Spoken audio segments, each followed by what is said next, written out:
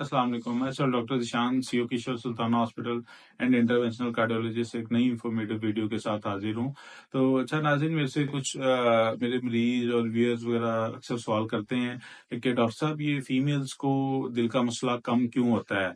तो उसका मेरे पास जवाब है। इसकी वजह ये है कि फीमेल्स में एस्ट्रोजन हार्मोन जो है वो बेसिकली आपकी नालियों को तंग नहीं होने देता, और लिहाजा जिन फीमेल्स को कह लें कि आप एक आसान सा जिस टर्म में लाइक कर सकते हैं कि जिन जो मेंस्ट्रुएटेड वुमेन होती हैं उन्हें दिल का मसला कम होता है, और जब ये लाइक माहवारी जब खत्म हो जाती है तो फिर उनमें ये हार्मोन कम होना शुरू हो जाता है, तो फिर उनमें भी उसी तरह दिल का मसला पैदा होना शुरू हो जाते हैं जिस तरह मर्दों में होते हैं।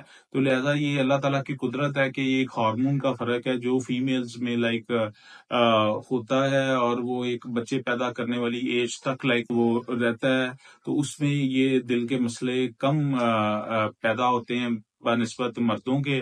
तो ये हमारे अल्लाह ताला की कुदरत है। लेकिन उसके बाद फिर ये है कि ये दिल के मसाइल पैदा होना शुरू हो जाते हैं जब ये हार्मोन कम हो जाता है।